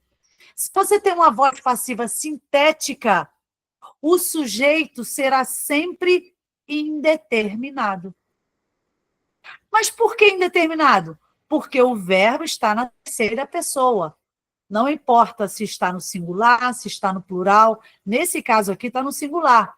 Mas se tivesse no plural, também, normalmente, seria um sujeito indeterminado. E aí eu pergunto para vocês, resumiu-se... como é que é a pergunta? Deixa eu botar lá de novo. Resumiu-se a família unicamente em Iris e Sara. O sujeito, nesse caso, é indeterminado. Tá? Porque a pergunta que eu faço para vocês, quem resumiu a família em unicamente Iris e Sara? Eu não sei. Se vocês souberem. Portanto, essa partícula aqui, quando ela se transforma numa partícula passivadora e essa oração está na voz passiva, ela se transforma em voz passiva sintética, essa partícula passivadora já não é mais somente uma partícula passivadora. Ela também é um índice de indeterminação do sujeito. Olha que legal. Né? Por quê? Porque o verbo está na terceira pessoa do singular. Resumiu-se. Quem resumiu? Não sabemos. Então, esse se aí me indica a indeterminação do sujeito. Tá, gente? Então, portanto, o sujeito aí é indeterminado. Dê mais uma olhadinha aí nas classificações, nos tipos de sujeito, tá, galera? Vamos lá para a questão 5? A questão 5 diz assim, a Terceira Guerra Mundial, ou um ataque de marcianos, sei lá, parece estranho demais para ser obra de um dos exércitos que andam por aí. Eles não têm capacidade para tanto. Está lá na página 113. Do ponto de vista morfossintático, qual é a função da expressão sei lá?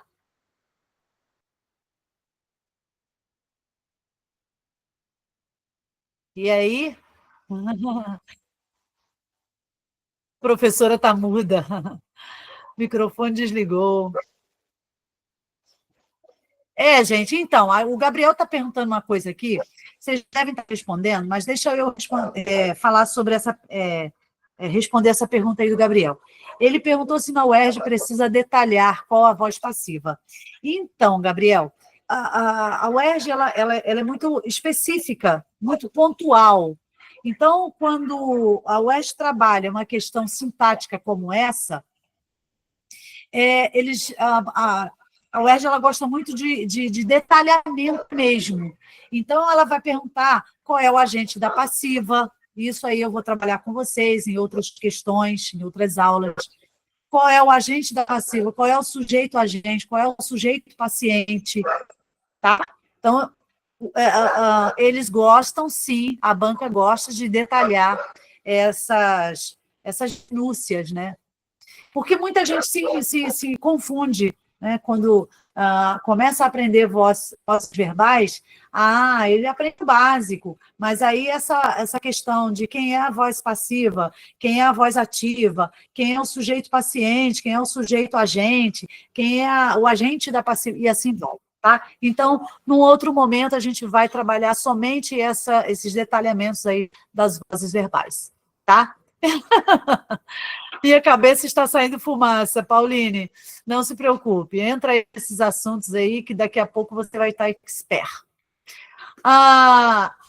Pode explicar ao certo como é a análise morfossintática? Então, Amanda, a análise morfossintática é quando eu pego classe de palavras para analisar sintaticamente. Então, eu faço uma fusão da minha oração, ou do termo que eu quero especificar. Então, por exemplo, alguém aqui já respondeu, Amanda, o Bruno respondeu que, sei lá, tem sentido de interjeição. Ok, tem sentido de interjeição, beleza, mas ele está fazendo análise morfológica só. Não é, Bruno? Porque, sei lá, realmente tem sentido de interjeição. Sei lá, dá ideia de incerteza, né? Indecisão, incerteza, sei lá. Então, é uma análise que o Bruno fez morfológica. Mas e aí, como é que é a análise morfossintática disso, dessa expressão? Aí, Amanda, o que a gente faz? A gente vai entrar nessa questão aí da morfologia, pensando nessa interjeição e trazendo ela, né, dividindo essas duas palavras sintaticamente. Então, a gente tem o verbo ser e você tem o termo lá. Qual seria a função dessas duas palavras separadamente? O verbo ser é um verbo, ok? Beleza. E lá? A expressão lá, o que é? Quem sabe? Mas qual é a função sintática?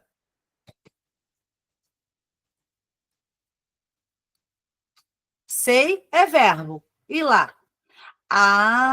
Amanda, na verdade, Amanda, não é advérbio, porque aí é uma análise morfológica. É adjunto adverbial. Aí sim você tem uma análise sintática, tá? É diferente, tá?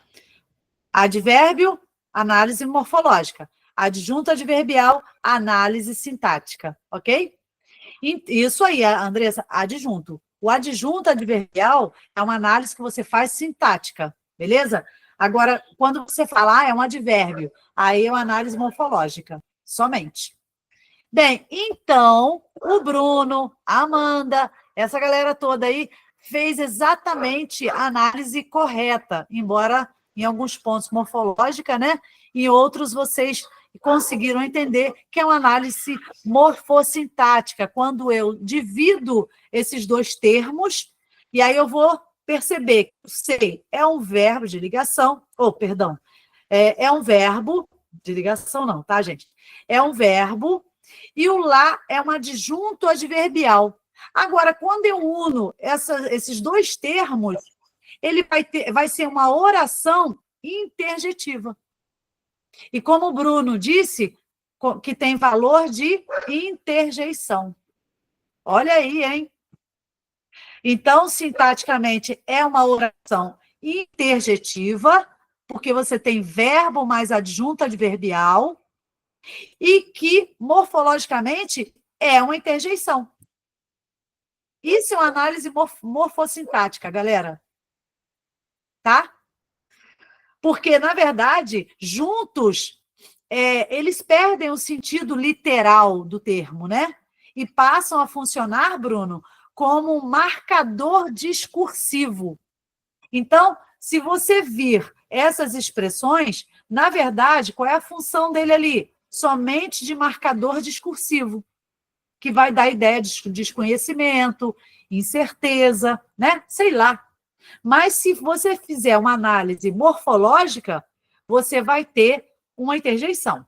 Se você fizer uma análise morfossintática, você vai ter um verbo, o verbo ser, e você vai ter um adjunto adverbial, formando aí uma oração interjetiva. Gostoso isso, né, gente? Eu sei que a Pauline falou que tá saindo fumaça a cabeça dela, mas rapidinho você vai pegar aí esse esqueminha aí, tá, Pauline? Não se preocupe. Bem, a questão 6, né, chegando aí à reta final, são 8 questões, diz o seguinte: no fragmento, eles ignoravam-na diariamente. Geni não fazia questão de ser simpática. Qual é a função sintática do pronome na? E por que foi utilizada essa colocação? A gente não está falando de colocação pronominal, tá, gente? A gente está falando de função sintática. Colocação pronominal seria um enclítico aí, né? Mas não é isso. Seria uma colocação de ênclise, né?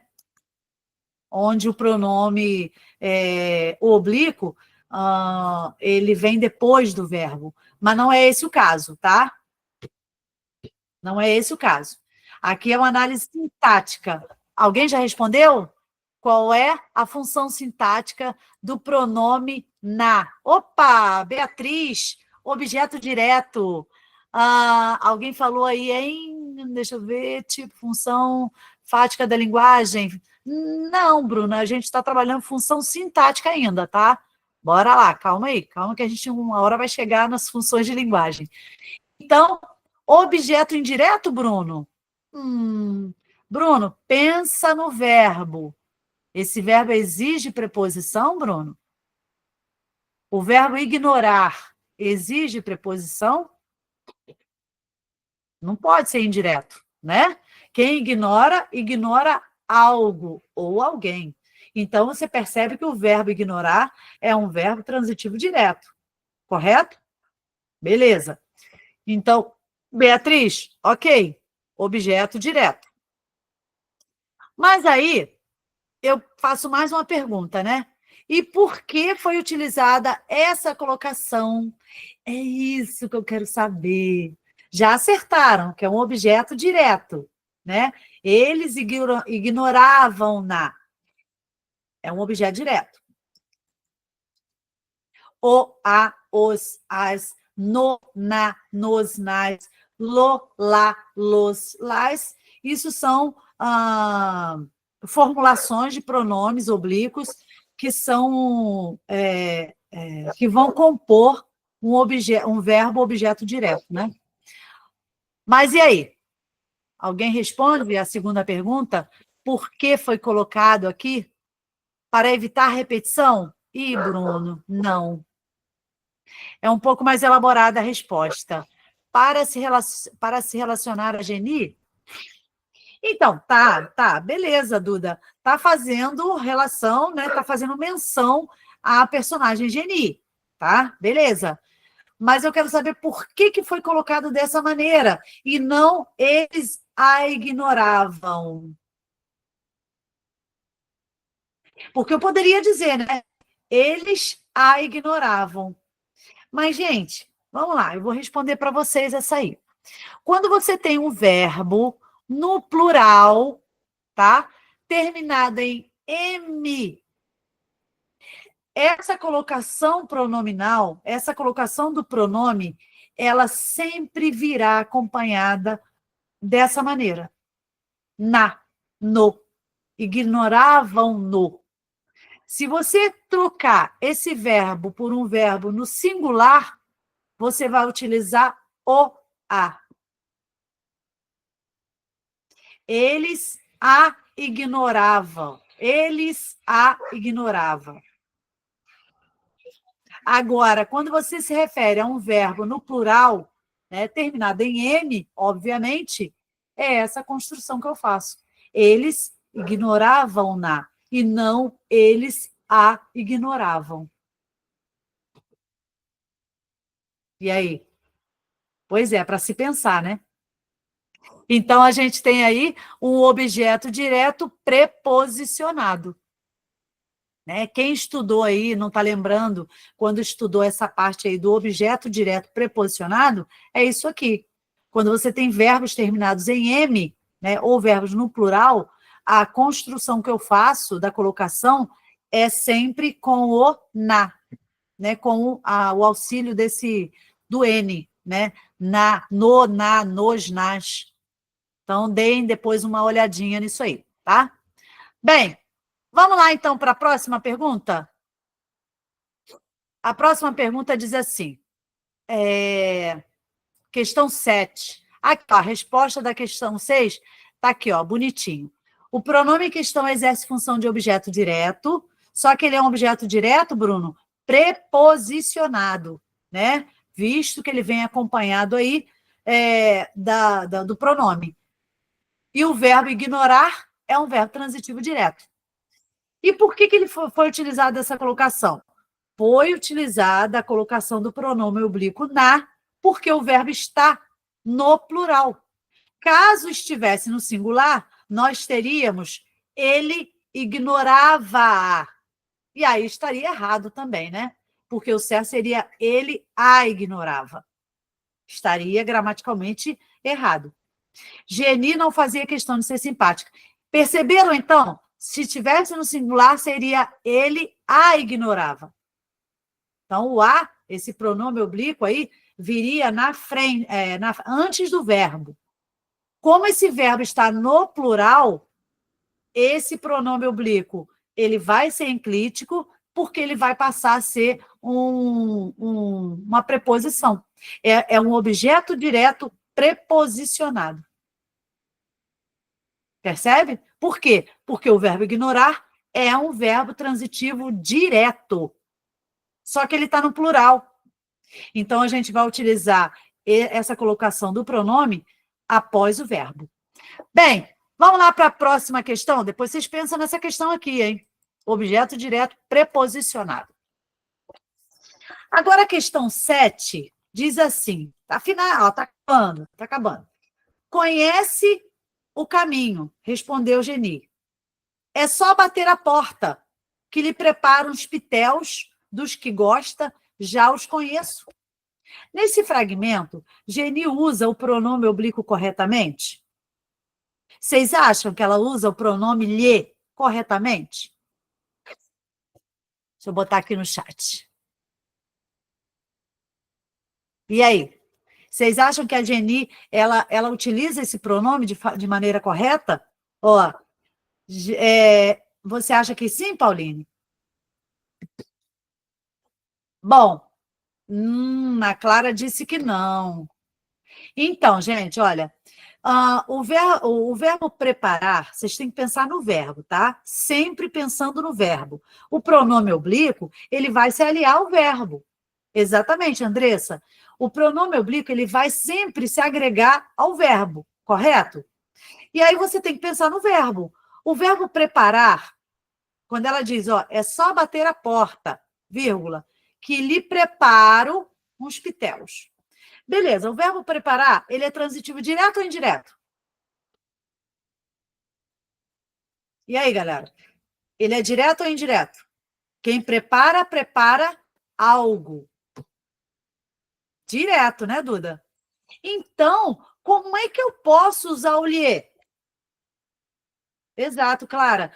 Eu não posso usar o lhe, porque o lhe é um complemento do verbo transitivo indireto. Os pronomes oblíquos que vão se agregar a um verbo transitivo direto é somente esses aqui, ó. O, a, os, as. Lo, lá, los, las. No, na, nos, nas. Agora, o pronome oblíquo lhe, ele é, por excelência, objeto indireto. Então, ele vai se agregar aqui a um verbo transitivo indireto também. Né? Por isso que muitas pessoas utilizam lhe assim, ó, indiscriminadamente, mas sem saber que ele está utilizando completamente errado, porque o lhe, ele é um objeto indireto e ele vai se agregar a um verbo transitivo também indireto. E preparo aqui, ó, é um verbo transitivo direto. Então, logo, a Geni não usou corretamente o pronome oblíquo aqui, tá? E aí, a segunda pergunta, tem mais um. Ah, tá, eu peço para explicar. E aí, a explicação é a seguinte. A Geni... Peraí. Ah, tá. Ah, sim. Na verdade, o verbo preparar, ele é um verbo transitivo direto. Só que, nesse caso, ele também pode ser transitivo direto e indireto. Por quê?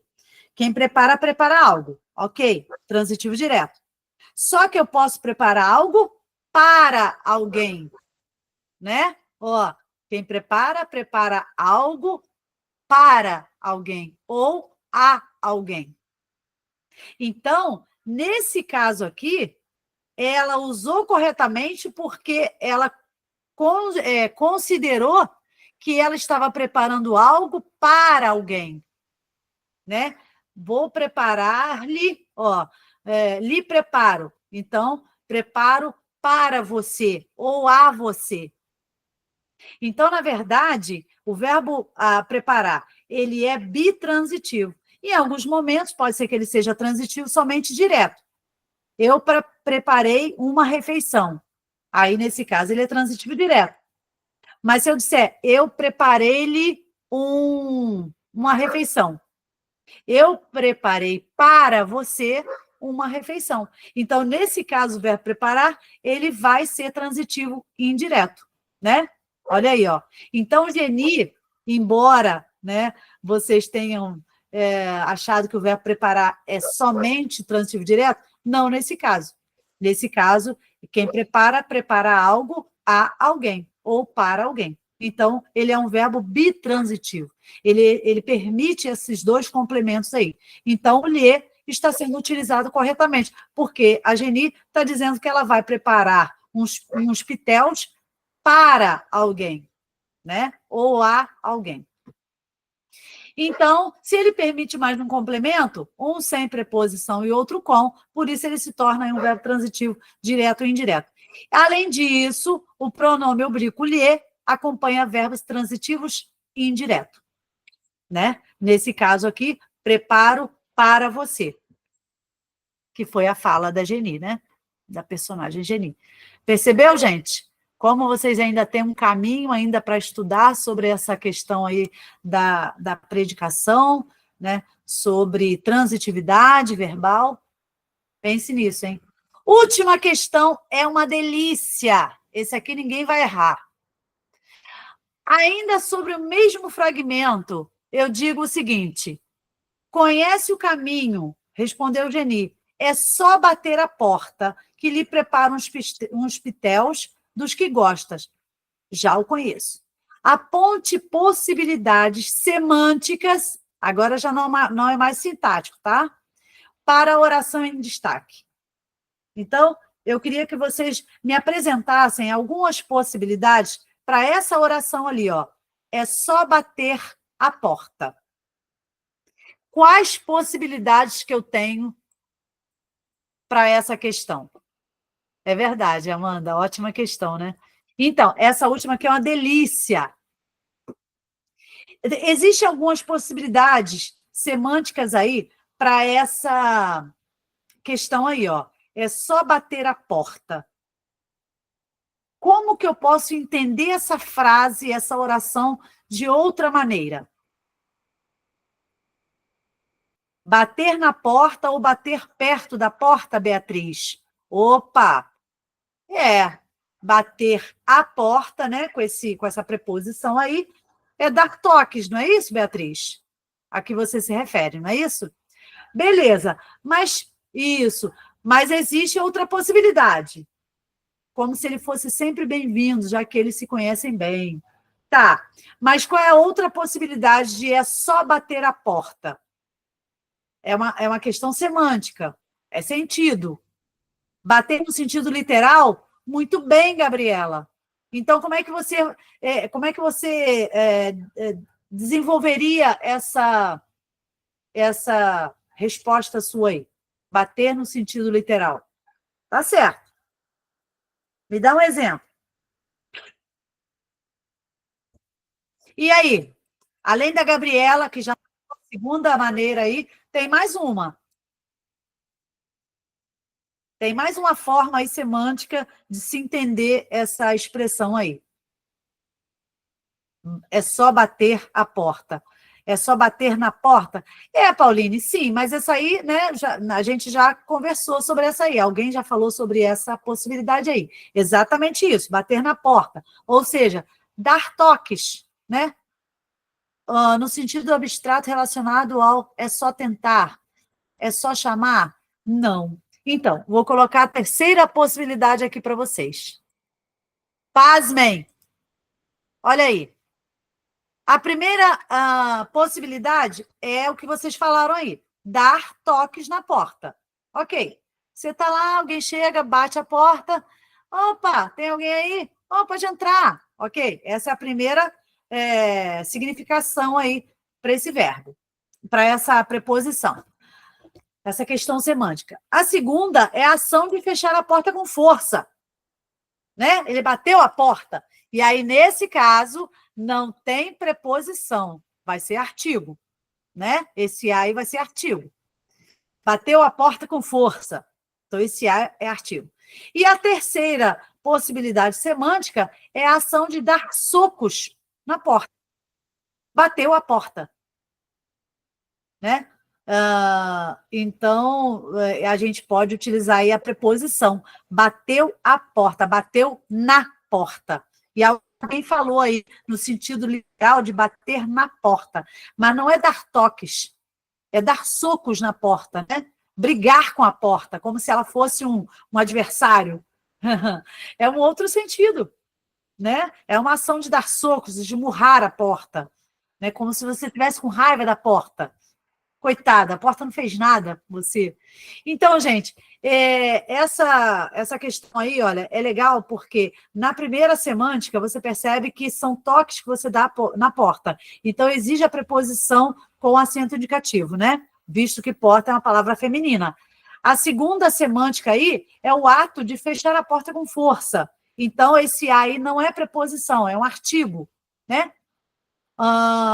Você pode até trocar esse aí por ó. Por exemplo, fechou o portão com força. Então, esse aí você percebe que não é preposição, né? É um artigo. E a terceira possibilidade é a ação de esmurrar a porta, de brigar com a porta, de criar como se a porta fosse um adversário, né? Bom, galera, eu acho que nós chegamos ao final da nossa aula. E eu agradeço imensamente a presença de vocês até agora. Estão aqui, firme e forte, com toda a dificuldade, com todo o cansaço, 9h04 já. Mas, assim, eu amei falar com vocês sobre semântica, sintática, morfologia e a morfossintática. Agradeço a todos vocês e até a próxima, se Deus quiser. Vou trazer aí um combo aí de assuntos, tá, galera? Que são normalmente cobrados na UERJ, tá? Só para vocês terem um pouco mais de direcionamento para estudar, beleza? Então, eu que agradeço, Pauline. Muito obrigada, Andressa, Pauline, Bruno, Amanda, Vivian. Muito bom. Até a próxima, se Deus quiser, galera. Até lá. Beijo. Isso.